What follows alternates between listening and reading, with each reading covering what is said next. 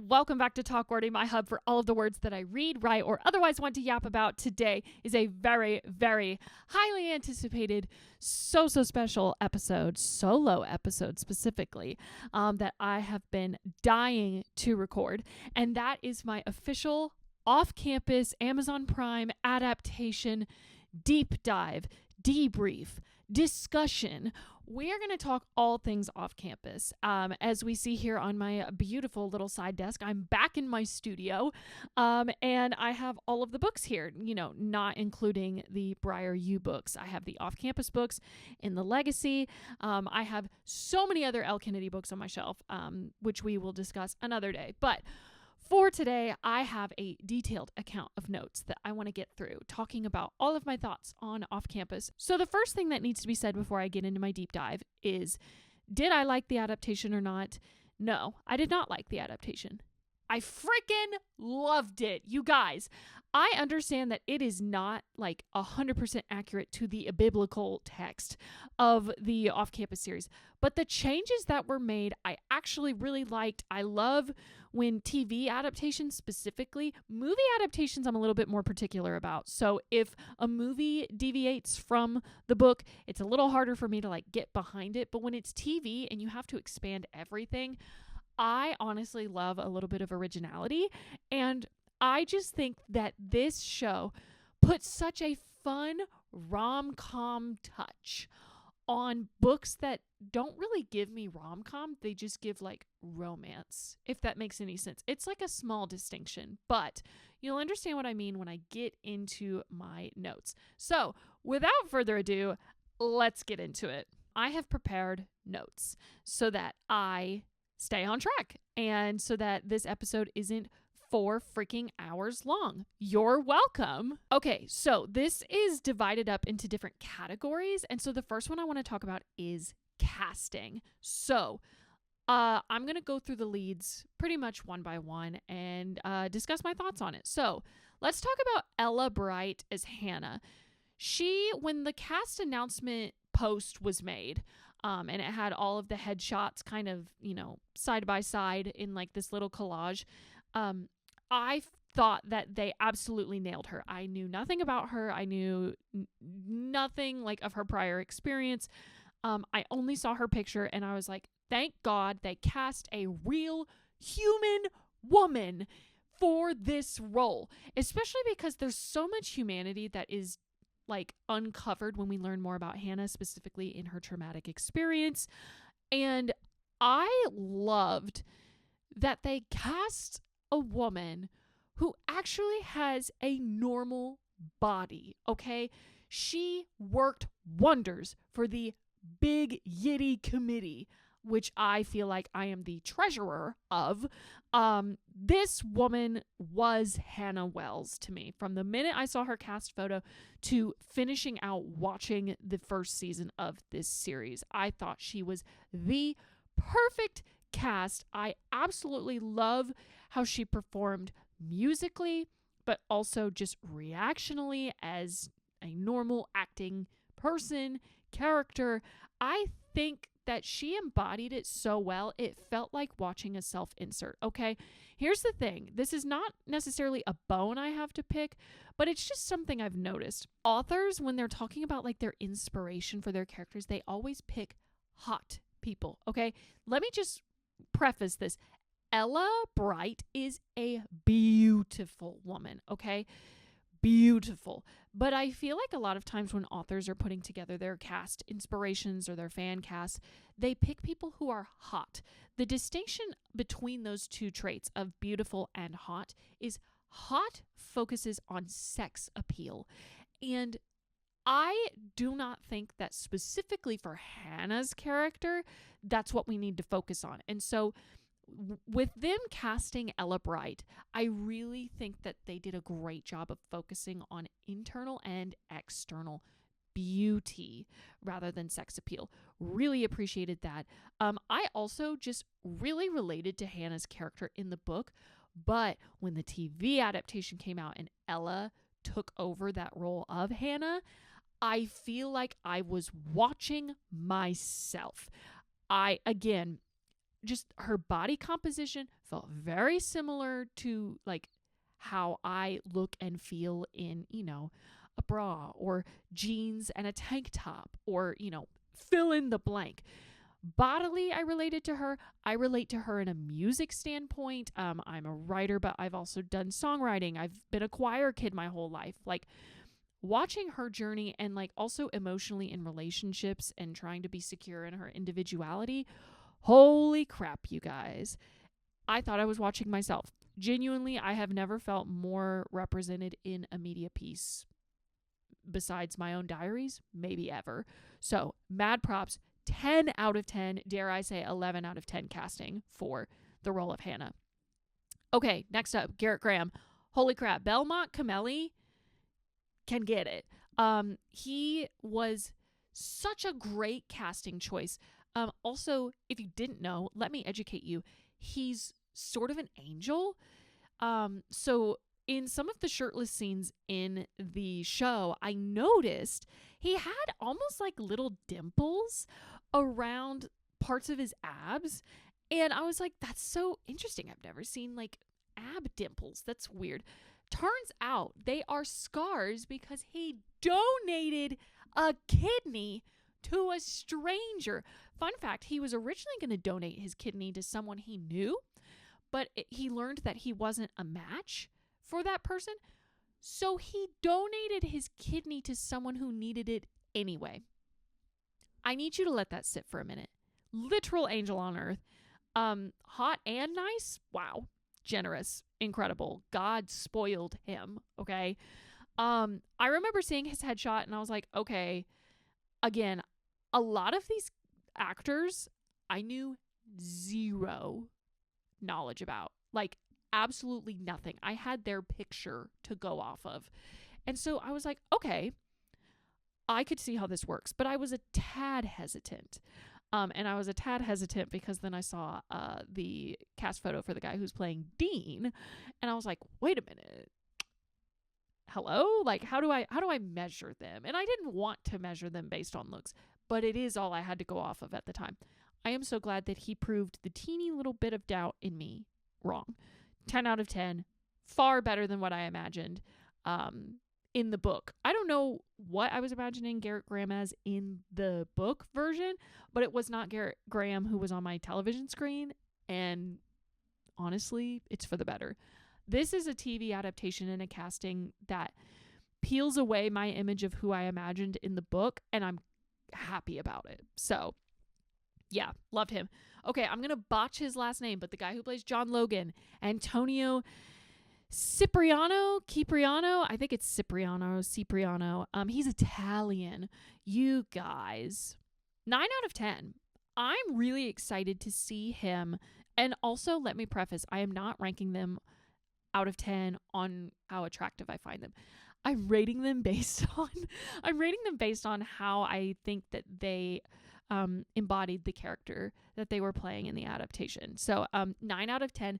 There's a little bit of mystery still left for John Logan, and I'm really excited to see how that plays out in season 2, especially with the casting of Grace Ivers being announced. I don't remember the actress's name, but seeing them on that like Zoom call when he got to tell her that she got the role, I already think their chemistry is really good together, and I think that that's going to put in that little missing piece that I need from him. In the book, I imagined him like way beefier than he was in the show. Again, another casting in the show that I'm happy repeals what I had imagined from the book. I am not displeased whatsoever. Antonio is a theater actor and a thespian, if you will. He has an incredible singing voice, okay? So I hope somehow that shows up in the show. I don't care how, just make it happen, please. If you know the Renee Rapp drama with him and In the Kitchen, you know, and if you don't, go look it up. It's a very, very deep rabbit hole. But he is loyal. Antonio's portrayal of John Logan, mind you. He is loyal. The yearning was incredible. He made these like small changes and adaptations to how he would respond. Specifically, I want to talk about the change where Hannah kisses Logan instead of Dean from the book. And if you watch that scene over, because she just kissed Garrett and then Logan walks in and she's like, oh, like he's just proving a point. And now I'm going to prove a point too. I'm going to kiss you. And so she kisses Logan. If you watch that scene, you'll notice that like after the kiss is over between the two of them, he's still like leaning in as if he is just shook. I feel like that's the moment where he's like, oh, I'm locked in on this girl. Because if you don't know, he has a crush, both book and TV show, on Hannah. And I think that's the moment that seals it. Like, it takes him a while to pull away from the kiss. Oh my gosh, so good. Yeah, but 9 out of 10. Okay, let's talk about Mika as Allie. Absolute 10 out of 10. I was concerned at first when I saw her picture, not that she's not gorgeous, because she is, but in the most superficial way, or in the least superficial way, I guess, she wasn't blonde. And I was expecting them to like dye her hair. But also it like, I don't know if that would like suit her skin tone really well. She's gorgeous. But yeah, she didn't match the physical description that we had gotten in the book, but holy hell, her attitude screams Allie. Truthfully, she was one of the first characters in the entire show where once we got like a taste of them, I was like, oh, you're Allie. Even with Hannah, it took me a little bit to be like, okay, like, yes, she is the Hannah that I remember from the book, which, you know, slow burn, it's fine. Allie, immediately, I was like, oh, I'm very familiar with you and your game. This is Allie Hayes. I'm absolutely stoked. So, she's all in. Yeah, incredible. I don't really need to say that much about Stephen Kylan, who plays Dean. 11 out of 10. He absolutely embodies the F-boy mentality. It is preposterously good. Also, he looks so good with his hair dyed blonde. So glad that they made him blonde. Love that he is the tallest and the beefiest. Incredible. No notes. Truly. Okay. Let's talk about the most hot button topic regarding casting of the main characters, and that is Jalen Thomas Brooks as Tucker. Okay. I will probably mourn the loss of a Southern redhead man for the rest of this series. I will, because I loved him in the books. I loved him. And listen, I love Jalen, but I love Jalen versus book accurate Tucker for very different reasons. I think Jalen really helped establish the comedic relief without focusing on like the sex aspect. So like obviously Dean is the playboy, he's the F-boy, he will run through the entire female student body. Okay, we get that. And then Logan has a PhD in journalism. Okay. You see the categories. I feel like the other three boys have romantic roots in their characterization versus Jalen's portrayal. It feels aromantic. I don't see him bagging women or bagging anybody at all right now. And you mean to tell me this is the guy that's going to knock up Sabrina James in book 4? Make it make sense, please. Just make it make sense for me, because I'm a little confused. But beyond that, I love him. He's such a bro's bro, but he's also like really respectful. He gives mama's boy, but like not the kind of mama's boy that makes you want to like break up with them and like roast their mother on the internet. You know, like just really sweet, Southern, hospitable. I loved the Thanksgiving dinner scenes with him and all of the timers and the cooking and him in that stinking little pink apron. Like, he's so cute. He's gonna grow on me. Okay, I know he will. For now, I'm going to give him like a 7.5 or 8 out of 10 because I can respect what he's doing. But I feel like he's going to be the biggest slow burn, like, character enjoyment for me because he was such a polarizing cast pick. Okay, moving on. Whew, okay, so those are my thoughts on the casting. Now I want to talk about the book nods, okay? The number one thing I want to talk about is that the fruit hazing that Bo and Dean do to Tucker represents the growing size of a baby when he knocks up Sabrina. Also, please do not like enforce political correctness about the fact that I'm saying knocked up. It's just I too am Southern. I too am from Texas. We say when we are pregnant, whether it's an accident or intentional, we are knocked up. So do not come for me. But yeah, the fact that like the fruit hazing, like it gets larger and larger and larger, like that is quite literally what people represent the baby growing in their womb size wise as. Like it starts as a grape, then a strawberry, then a kiwi, then, moving on, the banana, and then the watermelon is the last one. I thought that was so funny. I don't remember that being in the books. Also, these beautiful books, I read them a long time ago. You see how they have the old covers? I am an OG. Okay? Do not get it twisted.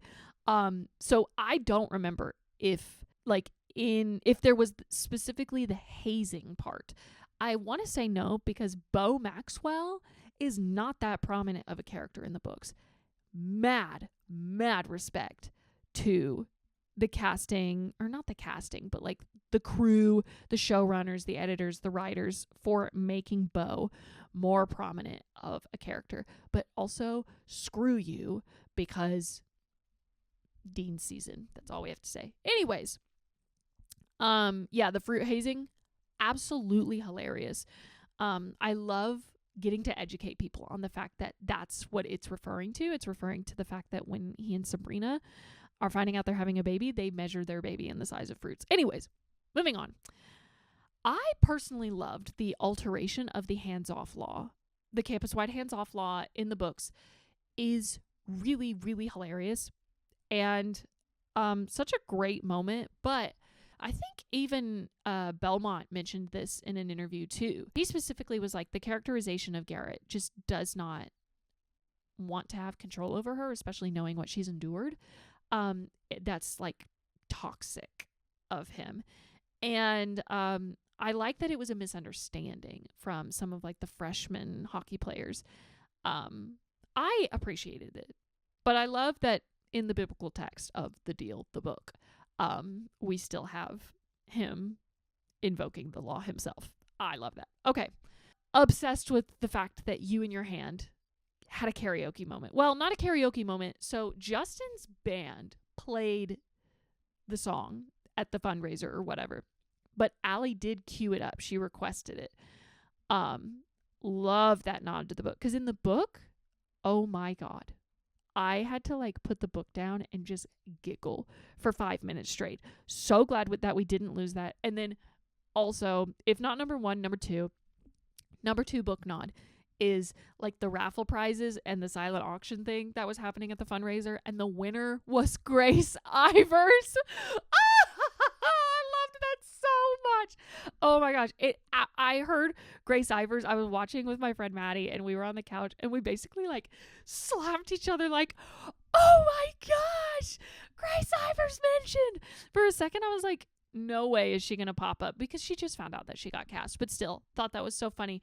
Literally, I saw an edit where it was Dean reading off Grace Ivers' name at the fundraiser, and then it went into Ray's song and be like, your husband is coming. I would like a ring. I would like a ring. I would like a diamond ring on my finger, or diamond ring on my wedding finger. However the song goes. I would like a diamond ring on my wedding finger. I would like a big shiny diamond that I could walk around and talk about it. Ooh. Oh my gosh. Yeah, John Logan, your wife is coming. Anyways. That's what she said. Okay. Before I get into my theories, and I only have 2 of them. as of right now. I just want to say that I've been listening to a lot of party music lately, inspired by all of the party scenes in the shows. First of all, I want to go to a house party so bad. I don't know why. I just really I yearn and long for sticky floors and somebody spilling their drink on my white tank top and revealing my black bra. Also, why was she wearing a dark colored bra under a white tank top? Absolutely criminal. I do not care if she was wearing a denim suit over top of it. Also, can we please get the links to the bras that Hannah was wearing in the shows? Because, wow, I found one of them and it was like $135. And I wanted to throw up. But anyways, I've been listening to a lot of party music. Yeah, let's get back on track, Sydney. I've been listening to a lot of party music, specifically Pitbull. I was shocked that the Pitbull version of On the Floor was not in the show. I understand that she was J-Lo, and therefore it was going to be like the J-Lo parts of the tracks. But like Pitbull's part when Dean like comes in and like gets up on her would have been cinematic, you guys. Like she's dancing to J-Lo, he comes over, and then it's like the I'm loose and everybody knows I get off the chain, baby, it's the truth. Yeah, like why did we exclude Pitbull from the narrative? And then it got me thinking, I need Pitbull music in a TV adaptation religiously. Oh my gosh, especially in Dean's season, can we get Damn I Love Miami? And but I got big decisions. I got 2 brunettes and a blonde one. 2 brunettes, that is Garrett and Logan, and a blonde one is Dean. I got big decisions. I got 2 brunettes and a blonde one. Like literally that meme of that girl who's like cupping the faces of 2 guys and like she kind of looks like Kate Middleton. You know what I'm talking about? That meme. That's literally me with Garrett Graham and Dean De Laurentiis. Let's talk about my 2 theories for this show. Okay, sit with me. Hunter Davenport, okay? Hunter Davenport, I don't know what I imagine Hunter Davenport being, but it was not preppy cricket player looking guy. You're telling me that this cute, I mean, he's handsome and suave, but like this little shrimp of a man outskated Dean Hayward De Laurentiis? You've got me effed up. He just gives pretty boy daddies money. I'm sorry. I think it was the fact that he wore a sweater vest or had initials stitched onto a crew neck. That's giving privilege. Anyways, moving on. Hunter. My theory is that Hunter Davenport at the bar when Allie is with Joanna Maxwell, so with Beau's older sister, I have a theory that Hunter recognized Beau's sister with Allie when Allie was like, yeah, my friend is, encouraging me to like hook up with somebody, blah, blah, blah. I think Hunter recognized Joanna and thought, oh, if I get with Allie, this is going to get back to Beau and it's going to bother him, because I assume that Beau also doesn't like Hunter because Dean definitely doesn't like Hunter. So I think that he was like dead set on pursuing Allie in the context of a meaningless hookup or whatever to bother Beau. And then when he found out that she was more so like with Dean, it was just like 10 times the reward to him. So that's my first theory. It's never confirmed, but that's my first theory. My second theory, I really do believe in my heart of hearts, is that John Logan knew that Garrett was with a girl in his room upstairs, the cherry pie scene, when Hannah came over to do tutoring. And so because he was starting to yearn for Hannah and have a crush on her, he sent her up to his room anyways, knowing she would walk in on Garrett like that. You cannot change my mind. I am convinced that he set Garrett up to fail. Change my mind. You won't. Okay, those are my 2 theories. And then my last main chunk of this episode is talking about music. Like I said, I relate to Hannah in the fact that I'm a big music gal, both instrumentally, like composition wise. I also just love listening to music. I feel like my brain prioritizes room and space for song lyrics and its emotional impacts more than anything else. So like all the concepts of like math after 7th grade gone, replaced by song lyrics. So I had so many things to say about the soundtrack. All of them are positive. Truly, the bitch is back. Holy mother forking shit. I love The Bitch is Back. The Bitch is Back might be my favorite use of music in the series thus far. Especially because something about Hannah that I relate to, probably the most about Hannah that I relate to in a music sense, or maybe even just generally, is that she sang harmony to that song. So she wasn't singing it like she was the star. She wasn't singing melody. She was singing harmony to express herself. I have the worst habit, whether I'm alone or with people. And I say it's the worst habit, but you know what? I will die on the hill of doing it for the rest of my days. I sing harmony to everything. It's the alto 2 in me. It's the mezzo soprano in me. It's the perfect pitch girly in me. Yes, I do have perfect pitch. That's not like a flex in this context. It's just to say, because of that, I know how to adapt to harmonies. I will sing harmony on anything. Don't ask me to step in the spotlight and sing karaoke, sing melody. No, I will sing harmony to anybody. And so her singing harmony to The Bitch is Back. First of all, The Bitch is Back. Incredible music pull. So bloody good. I love it because, you know, sometimes I'm like, oh, they did this song on Glee. They did it on Glee, but it was a mashup with Dress You Up in My Love. And it was mid. It was okay. But it didn't even get to the chorus of The Bitch is Back. Like the, I'm a bitch, oh, the bitch is back. Like, it didn't do that part. And so when she's going harmony, she's going, I'm a bitch, oh, the bitch is back. Like, oh, I love her. I love her voice. I love her character. I love how much fun she had with it. I actually love The Perks of Being a Wallflower. So songs that make me feel infinite or like make me want to like scream and sing and like stick my head out of a sunroof, those are called tunnel songs. So the Bitch is Back has been on my tunnel songs playlist for ages. And I love that it is getting its flowers now. Okay, let's talk about Baby Now That I Found You. I think it was so cute. I love how she was able, when she sang it in the stadium or the, you know, the arena, whatever, it was like stripped away and piano keys. It was really kind and soft and subdued, yearning. I love that, but I love that the original version was used before the you show me and I'll show you scene that I can't talk about on the airwaves because holy crap, it was hot. Anyways, I like that the original version was like very bright and upbeat and silly and fun, carefree. And then the mood changed when Hannah adapted it. I loved the use of that. Anyways, Bitch is Back, 12 out of 10. Now That I Found You, I thought it was really sweet. I'm going to give it an 8 out of 10 just because it's not my all-time favorite, okay? Like, it worked in the capacity. I feel like there was a different song that they could have picked, but I loved what they did with the song that they picked. So, Now That I Found You, 8 out of 10. Cherry Pie, oh my gosh. Cherry Pie, in addition to having tunnel songs, I have what I like to call lake music. So typically it's dad rock, yacht rock, classic rock, 70s, 80s music.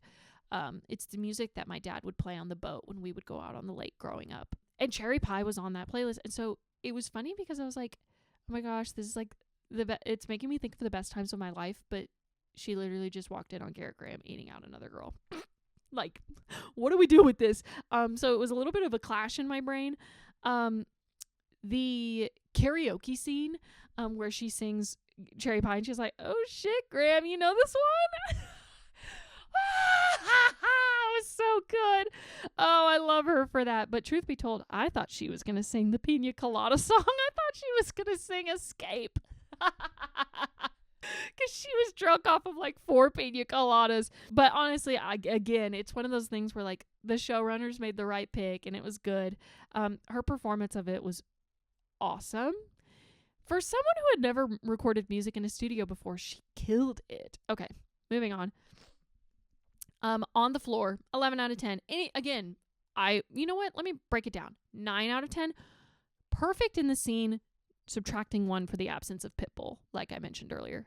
The original song at the end, do I remember what it's called? No. 9 out of 10 for the plot. But I would give it like a 6 out of 10 for general listening. My friend, when I was watching it with her, she made such a really good, astute point of like, it's really good for the plot. But would I reach for that song if I was just needing to listen to music? No, not really. If it comes on, I don't think I would skip it, but it was cute. It was really pretty, but like it fit more in the context of what was going on in that story, if that makes any sense. It doesn't feel like it would be a universal listen. So that's that. Yellow Haze wanted to be Purple Rain so bad, and instead it came out like piss. 1 out of 10. Yellow Haze wanted to be Purple Rain so bad. That's one of my like most critical observations of this show. I really liked Justin's voice, or Josh's voice. I like how he embodied the change from, because in the book Justin was a football player, but now he's a musician, so that he and Hannah like cross paths or in closer circles. So I really liked what he did for that character. And his slutty little hoop earring. Amen. Yellow Haze, they were like, we want to talk about the aura of love. Why would it be yellow? Yellow is not falling in love. Yellow is taking a piss at 3 a.m. while your husband is sleeping. Yeah, no, nuh-uh. So 1 out of 10 for that one. And then lastly, let's talk about the teaser trailer tracks. That right there is a tongue twister. I'm so glad that I was able to say it correctly. 50 million out of 10. I will fight to the death for Hush Baby Hurry Slowly by Sigrid. When that song was used in the first teaser, if I was at work when I saw that, I would immediately clock out and just take some time to decompress, because that song does something to me chemically. I had never heard it before the trailer came out. And it was so damn captivating to me. That song also has made my Tunnel Songs playlist. Literally, as soon as the trailer was over, I was like, Tunnel Song playlist, add. That song is straight fire. So fire, it needs no gas. I don't know if I said that right. Oh well, moving on. And then In Every Lifetime by The Tulips, or by Tulips, in the second trailer, like the longer trailer. Such a cute song for a rom-com TV show. Oh my sweet lord. Whoever did the scoring of this show, like the soundtrack, give them a raise. Give them, I guess it would be an Emmy, because it's TV. Yeah, give them an Emmy, give them a Golden Globe, give them a raise. Like, can we also talk about some of the other things that were in this soundtrack? Let's talk about Bed on Fire during the, like, steamy montage. Let's talk about Role Model being in there. Shape-shifting on a Saturday night. When I heard my girl Avery Corcoran start singing Shape-shifting on a Saturday night in the last episode, I screamed. Shape-shifting on a Saturday night was an amazing poll. Let's talk about Massachusetts. Oh my God. Dancing with Myself. Remy Wolf, and not just Remy Wolf one song. We're talking Remy Wolf multiple songs and an actual physical appearance on the show. Taste. The use of Cinderella by Remy Wolf when Allie is about to hook up with Dean. Oh my God. The director really said take 5, and the scoring soundtrack person said change lives. What else? Oh my God. You probably didn't hear it in the show, but I did, because my ears perked up like a dog when Love Me Different by Hayley Williams came on. Hayley Williams' new album, Ego Death at a Bachelorette Party, is such a subdued version of her, and it is exceptional. One of my author pals, Lauren Rowe, actually put me on that album, and thank God for that. Love Me Different is one of my favorites from that album. And it was just barely playing behind like a scene of dialogue. And I need you to go stream that song. So good. Yeah. Vertigo by Griff when she's going to his house? Pardon? Maggie Rogers back in my body during You Show Me and I'll Show You? The Beaches. Hello. Zombie Boy at the costume party? Shut the front door. And then freaking Suki Waterhouse on the track. And Somber! Somber was on the soundtrack. 0 notes. You cooked. That's the last thing I really have to say. I cannot stress to you the importance of how a soundtrack makes or breaks a movie or a television show. And you want to know why? Not a single Twilight movie flopped soundtrack-wise. In fact, this soundtrack made those otherwise tacky movies cinematic masterpieces, timeless classics. I listen to the Twilight albums regularly. I'm talking at least once every 2 weeks, top to bottom. So good. This soundtrack 8. In my dream world or in another life or in another reality, I moved to LA and I score soundtracks to whatever. These kinds of soundtracks specifically, because my friends will testify. I can find songs that people don't hear about often and they just match certain situations in romance media specifically exceptionally well. Yeah, I loved everything about the soundtrack. I loved the show. I need to rewatch it.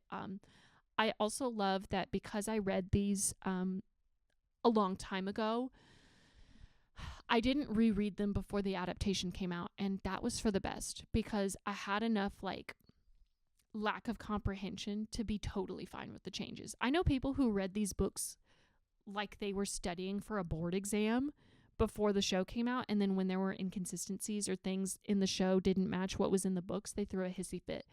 Not one hissy fit was thrown in this house. Not one. I was not upset by any of it. I absolutely loved it. I adored it, and now I need to go to a hockey game, even though hockey season is over, which is really depressing. But thank you guys so much for tuning into this episode. If you loved the off-campus adaptation, let me know in the comments or on my social media at TalkWordyPod.